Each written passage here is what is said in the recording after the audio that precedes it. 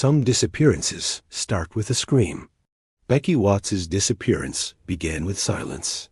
It was a silence so deep, so unnatural, that everyone who heard it felt something inside them shift forever.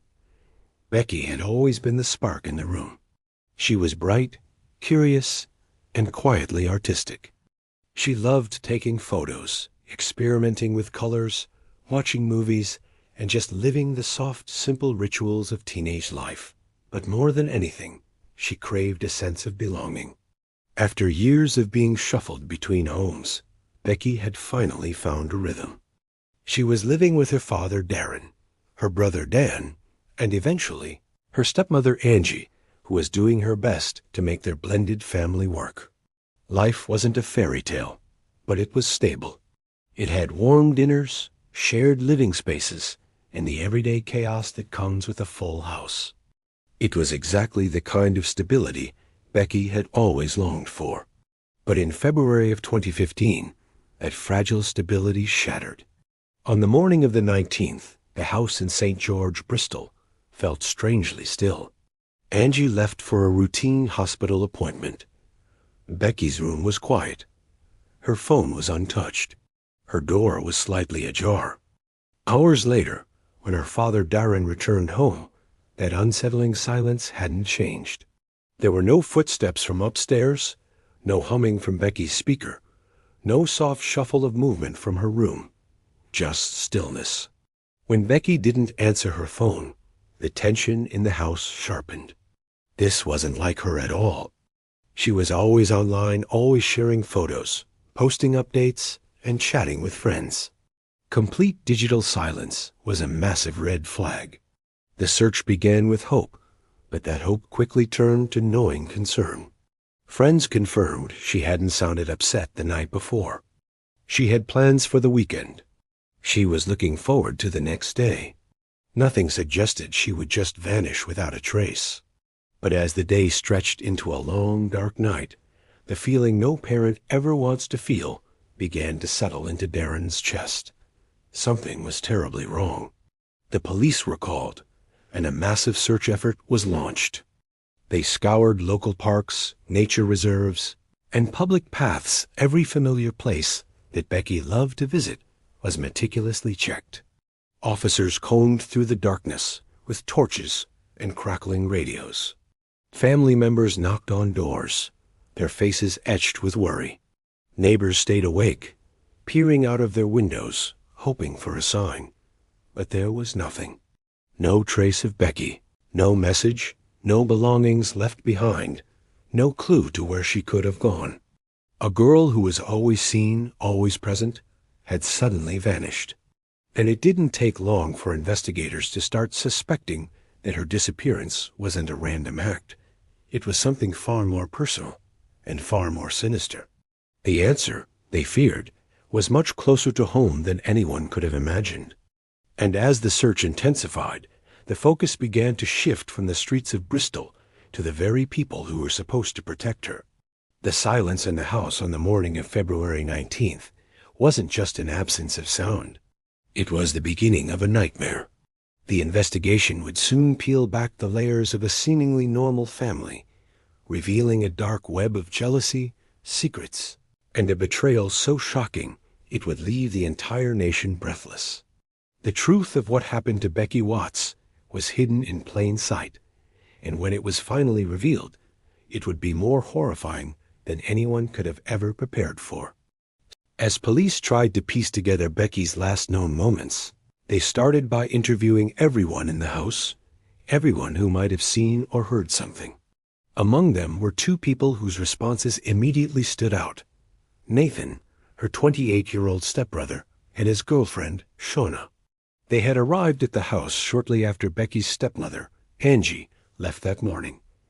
Both Nathan and Shona told the exact same story. They claimed they heard footsteps upstairs, followed by the sound of the front door closing. Becky had stormed out, they said. Their timing matched perfectly. Their wording was identical. They even shared the same unusual level of detail. Detectives exchanged glances. This was a red flag. Real independent memories are rarely so perfectly aligned. Rehearsed ones, on the other hand, often are. What was even stranger was their behavior. Nathan appeared completely detached, almost bored, as if discussing something trivial, not his missing teenage stepsister. He showed no emotion. Shauna was even more unsettling. Throughout parts of her interview, she maintained a strange, unexplained smile. Their reactions just didn't fit the terrifying reality of the situation. They seemed out of place with the growing fear that was consuming the rest of the family. In stark contrast was Angie. Even though she wasn't related to Becky by blood, she was utterly devastated. She was in constant contact with the investigators, pacing restlessly through the house, her face etched with worry. She clung to every tiny update, desperate for any shred of hope. It was becoming painfully clear to the detectives that the emotional landscape inside this blended family was far from uniform. The grief and panic were not evenly distributed. As days turned into a week with no sign of Becky, police decided to return to her bedroom for another, more thorough search. This time, they noticed something subtle, a few tiny marks on the doorframe, difficult to interpret at first glance. But they were concerning enough to warrant a full forensic analysis. The results that came back confirmed the investigators' deepest fears. Whatever had happened to Becky, it had happened right here, inside her own home. But there was still no sign of her. Where had she gone? The investigation now had a clear, chilling focus. While police expanded the physical search radius for Becky, they also began to meticulously track Nathan and Shauna's movements in the days immediately following her disappearance. And that is when the case shifted from a hopeful missing person search to a chillingly suspicious criminal investigation. They looked at everything: the purchases they made, the places they went, the specific items they bought. Each receipt, each CCTV image, each transaction added a new, disturbing question to the pile. What were they preparing for? What was the purpose of these seemingly random items? And more importantly, why? Every piece of this new evidence painted a picture that was getting darker by the minute. The police discovered that on the day after Becky vanished, Nathan and Shauna had gone on a very specific shopping trip. They bought cleaning supplies, a lot of them. We're talking bottles of bleach, heavy-duty cleaning agents, rolls of plastic sheeting, and industrial-strength tape. They also purchased a circular saw. These weren't everyday household items. They were tools. Tools for a job that no one wanted to imagine. Security footage from the stores showed them moving through the aisles, calmly selecting these items. There was no panic, no distress. It looked like a routine shopping trip. But the contents of their cart told a very different story. Why would a couple suddenly need to buy a power saw and enough cleaning fluid to sanitize a crime scene just one day after their teenage family member went missing? The timeline was crucial. Becky disappeared on a Thursday. On Friday, Nathan and Shauna made these purchases. Over the weekend, they were seen carrying heavy bags and suitcases from their home to their car. Witnesses described them as bulky and awkward to carry. They made multiple trips, loading the trunk until it was full. They told neighbors they were just clearing out some old junk. But to the police, it looked like they were disposing of something or someone in pieces. The search for Becky intensified, but now it was also a search for evidence. Police were no longer just looking for a missing girl. They were hunting for proof of a terrible crime. They focused their efforts on areas Nathan and Shauna had visited, but the city was large, and the potential disposal sites were countless. Meanwhile, the public was becoming more and more invested. Becky's face was everywhere, on posters, on the news, on social media. The community rallied, organizing search parties and holding vigils.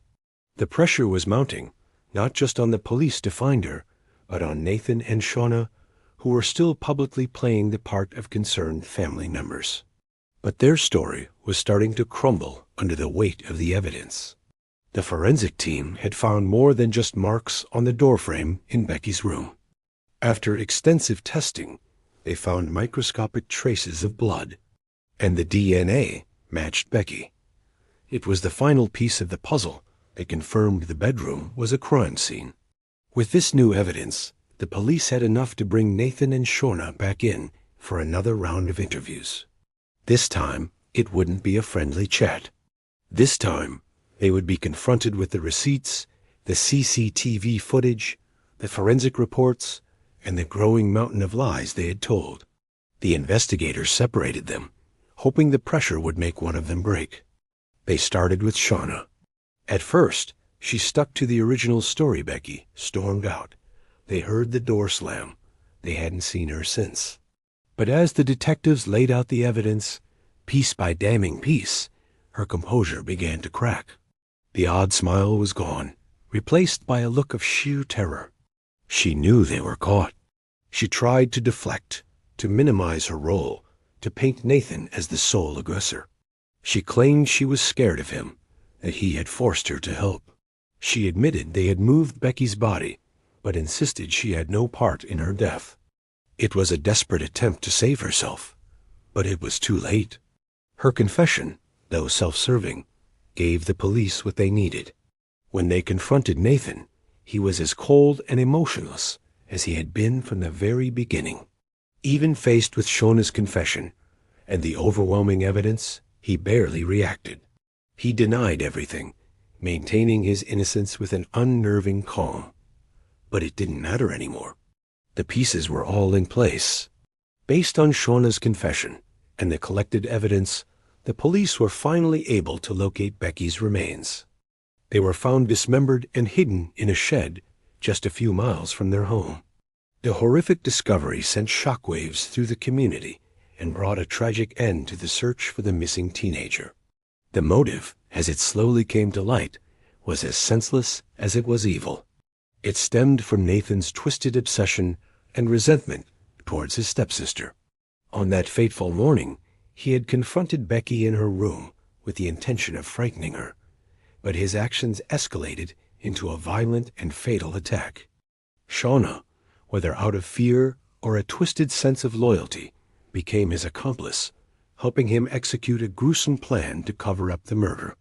The trial that followed was a media sensation.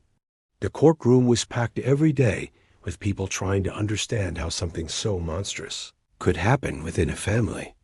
Nathan continued to show no remorse, his cold demeanor never wavering.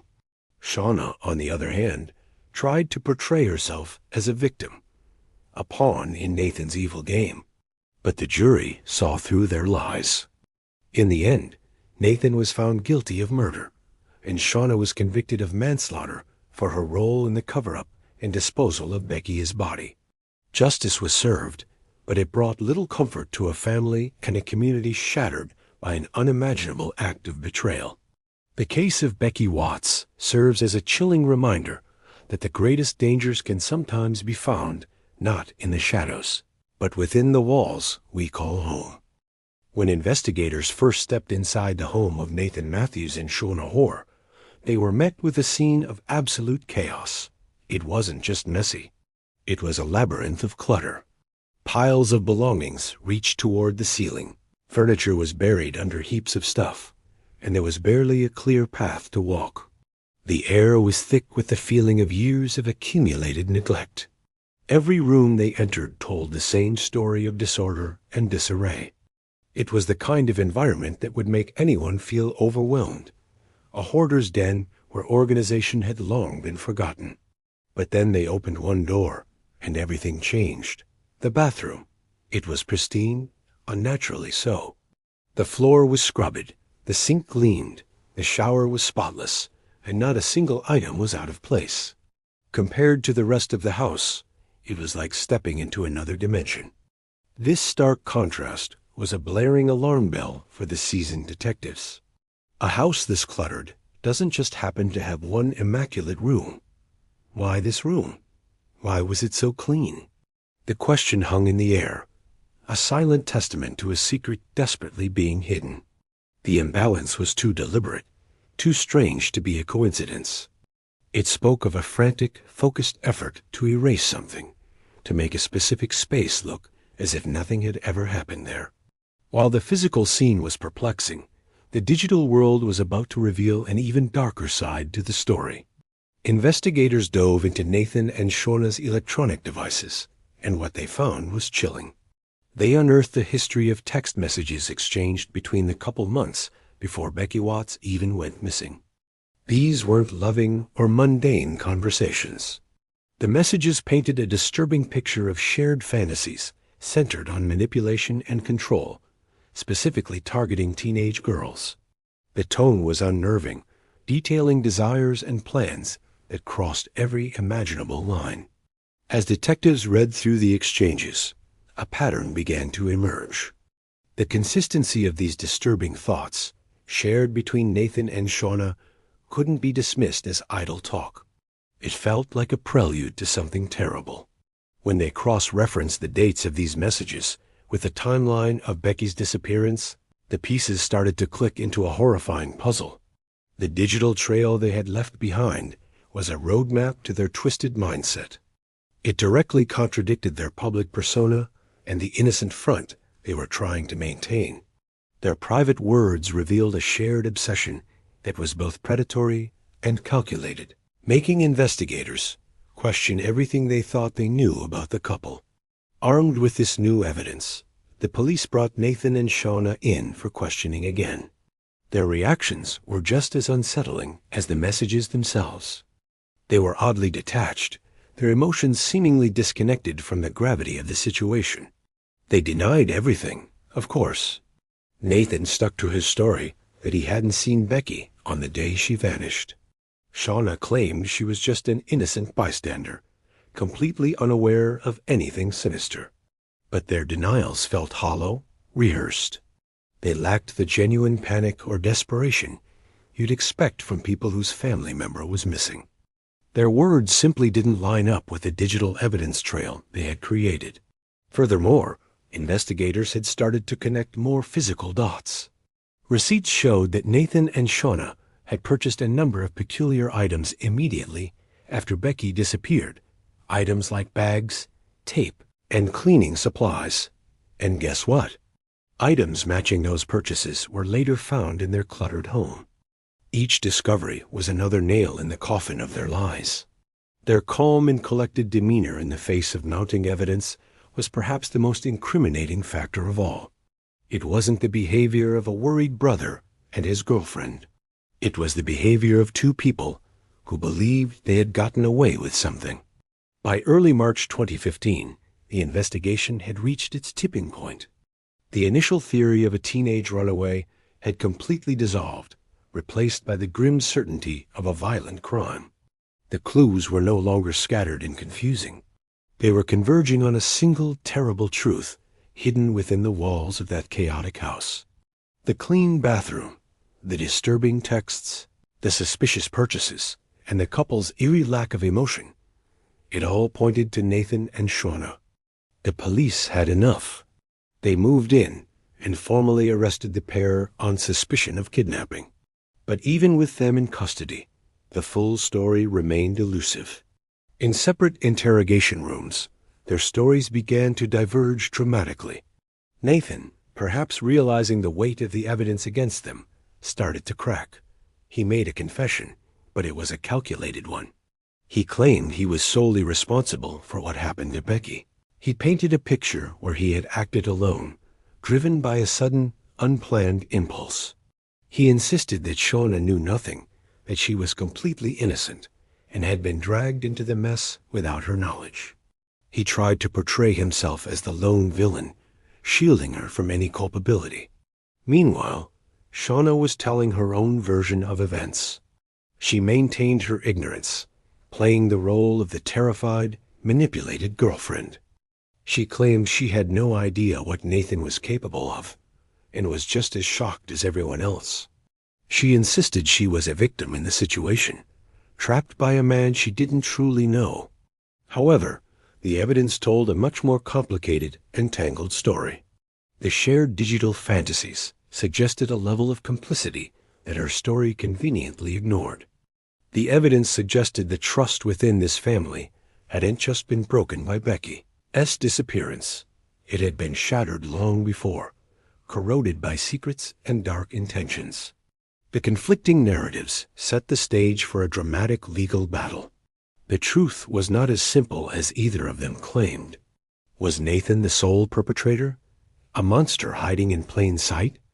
Or was Shauna a willing participant, a co-conspirator who played her part and then feigned ignorance?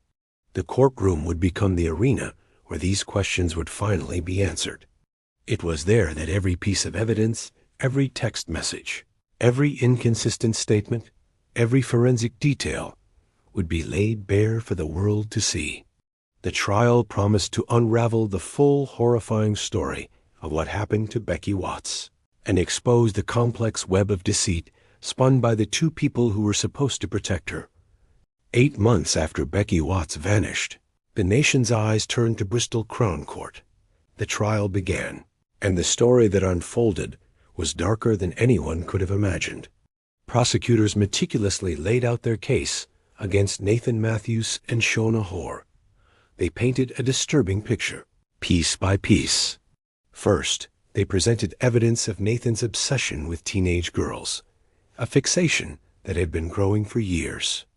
Then, they showed how Shauna wasn't just a bystander, but was deeply entangled in his fantasies, allegedly complicit in his disturbing world. The prosecution's case was built on a mountain of evidence that Nathan and Shauna couldn't explain away. Their initial statements to the police were almost perfectly synchronized, a detail that detectives found highly suspicious.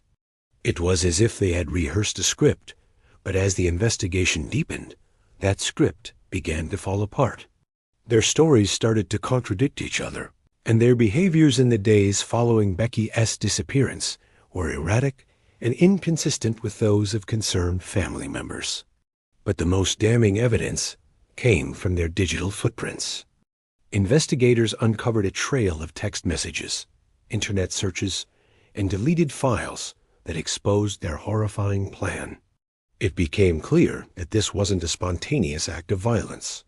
The prosecution argued that Becky was targeted, not because of a specific argument or anything she had done wrong, but simply because she was there. She fit the profile of the victim they had fantasized about and planned for. The digital evidence suggested they had discussed and plotted similar scenarios before, and on that tragic day, their dark fantasies spiraled into a horrific reality. Becky just happened to be the one who was in the wrong place at the wrong time. A central question during the trial revolved around Shauna Hoare's role. Was she a victim herself, manipulated and coerced by a controlling partner? Or was she a willing and active participant in the crime? Her defense team argued that she was under Nathan's spell, too afraid to defy him. But the prosecution presented a different narrative. They pointed to the evidence, suggesting she was not only aware of Nathan's dark side, but had actively participated in his plans. The messages exchanged between them, the shared search histories, it all pointed to a deeper, more collaborative involvement. The jury was left to decide, was she a pawn or a partner in crime? The evidence suggested she was far more than just a passive observer. She was deeply immersed in Nathan's world, a world that ultimately led to the tragic loss of an innocent life. After weeks of harrowing testimony and shocking revelations, the case was handed to the jury. The evidence was overwhelming, the details profoundly disturbing. Many expected the deliberations to take days, as the jury weighed the complex arguments about Shauna's complicity and Nathan's motives. But the jury returned in just a few hours. Their speed spoke volumes about the clarity of the evidence they had seen. The verdict was delivered in a hushed courtroom. Nathan Matthews was found guilty of the murder of his stepsister, Becky Watts. The jury concluded that he had intentionally and brutally taken her life. Shauna Hoare was found not guilty of murder, but she was convicted of manslaughter. The jury believed she had played a part in the killing, even if she didn't intend for Becky to die. The room was filled with a mix of gasps, quiet sobs, and a heavy sense of grim finality. With the verdicts delivered, the judge handed down the sentences. For the brutal and calculated murder of his stepsister, Nathan Matthews was sentenced to life in prison with a minimum term of 33 years. He would likely spend the rest of his days behind bars, paying for the life he so cruelly stole. Shona Hoare, convicted of manslaughter, received a sentence of 17 years. The difference in their sentences reflected the jury's view of their respective roles in the crime. In a development that shocked and angered many, Shona was released on parole in 2023, having served only a portion of her sentence. For many, it felt like a profound injustice, a stark reminder that the legal system's conclusions don't always align with the public sense of right and wrong. For Becky's family, the end of the trial was not the end of their pain. The legal conclusion, the convictions, the prison sentences, none of it could erase the emotional reality of their loss. A guilty verdict doesn't soften the aching silence of an empty chair at the dinner table. It doesn't fill the space in their home where Becky's infectious laughter once echoed.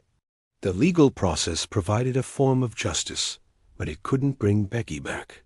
Their grief was a heavy weight, a constant presence in their lives.